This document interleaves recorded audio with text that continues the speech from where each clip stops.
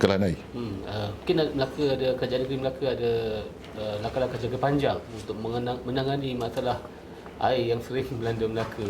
Okey, Melaka ni sebenarnya kita tahu mengalami, actually we don't have natural water resources. Kita ni bukan like other state, Pahang, Johor, Selangor, Bendul Negeri Sembilan. Kita tidak mempunyai satu sungai-sungai yang besar yang boleh kita gunakan sungai itu untuk menampung bekalan air. We got to import air daripada Johor Bahru atau daripada Sungai Muar ataupun Sungai Gersik. We have to pump in masuk kepada kolam-kolam tadahan. Jadi untuk jangka masa pendek, sederhana, beberapa kajian telah pun kita buat pada waktu kita mengalami water crisis yang baru-baru ini. Boleh saya katakan permasalahan water crisis pada tu. Kita menggunakan sumber air yang ada. So ada beberapa projek yang telah dipohon, telah pun mendapat kelulusan. Sebagai contoh, empangan Sungai Jenih telah dilulus oleh KETA untuk kita bina, dan dua lagi projek ini dengan nilai sebanyak 300 juta yang telah pun diluluskan untuk off river storage, yakni mengambil air daripada Sungai Kesang ke Tasik Biru off river storage untuk kita terus tarik empangan Durian Tunggal. Kemudian satu lagi adalah off river storage juga. Kita dalam jumlah tadi ke 300 juta itu tadi, kita akan menggunakan empangan ataupun Tasik Biru tadi untuk menyalurkan air terus kepada empangan JUS. Selain daripada itu, kita sedang memikirkan apakah coastal reservoir yang boleh kita guna pakai di sepanjang pantai di Negeri Melaka ini untuk kita menerima air yang seperti adanya air hujan. Contohnya di setengah bahagian airnya terus ke laut. So this is beberapa perkara jangka pendek. Air hujan yang masuk laut tu lah.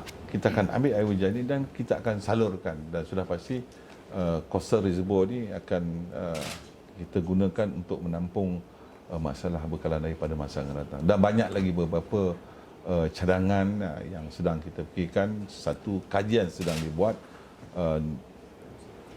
jangka masa panjang. Kita sedang buat mana yang boleh kita laksanakan supaya kita tidak mahu lagi ini Melaka sebagai sebuah negeri pelancongan, dan daripada sektor perkhidmatan, sektor pembuatan, kita ada beberapa lebih 400 lebih pengilang-pengilang yang sudah lama di Melaka ini, mereka juga memerlukan air. Jadi air ini adalah amat penting, bukan hanya kepada kita sebagai manusia yang memerlukan air, begitu juga keperluan, begitu juga negeri pelancongan ini, hotel-hotel memerlukan air, begitu juga kawasan-kawasan industri yang lain juga memerlukan. Sudah pasti saya dengan kumpulan saya akan berusaha sebaik mungkin supaya masalah air di Melaka ini dapat diatasi. Just nak tambah,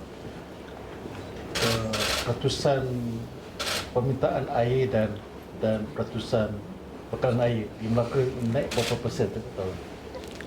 Setakat hari ini saya don't have that data at the moment. Cuma saya nak beritahu bahawa di Melaka ini selain daripada air yang kita ambil daripada Sungai Gersik ni tadi, we pump in, kalau we go at full strength, kita pump in masuk air sebanyak 220 juta mililiter per day. Di samping kita mengharapkan tadahan air hujan, di mana empangan ataupun Sungai Melaka, the capacity yang boleh kita pump in, ambil air itu tadi untuk masuk dalam, kita ada bandar storage 1 dan 2, dan air ini kita guna pakai, is about lebih kurang 60 juta liter sehari. Kita boleh produce air.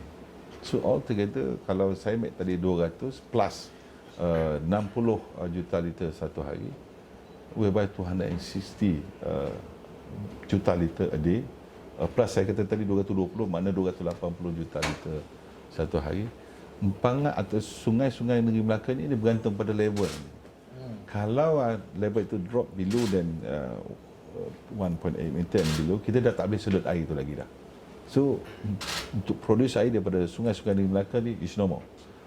Katakanlah kita boleh sedut juga air itu tadi dengan kapasiti yang kita ada daripada Sungai Gresik masuk dengan sungai di Melaka tadi 280 juta liter a day.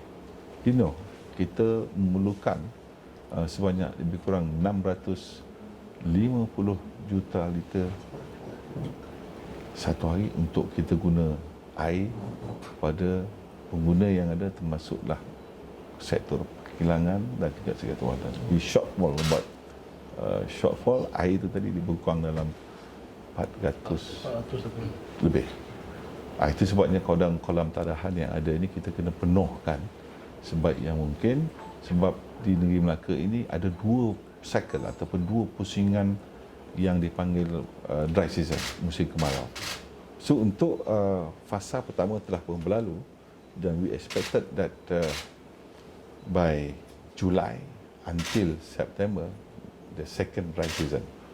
So alhamdulillah kolam-kolam tadahan yang ada pada hari ini, contoh di Pangandaran Tunggal, kita dah mencapai 80% air. Jadi kita masih lagi mengharapkan hujan sebelum sampai hari bulan Julai ini nanti, supaya kita dapat memenuhi semua kolam-kolam tadahan dan dapat memuasai sewaktu musim kemarau nanti air itu boleh diguna pakai supaya tidak ada berlaku kekurangan air nanti. Not revenue water adakah meningkat? Adakah it's a major issue di Melaka? No, kita di antara negeri yang terbaik dalam NRW. Kita is about 19% saja NRW water kita.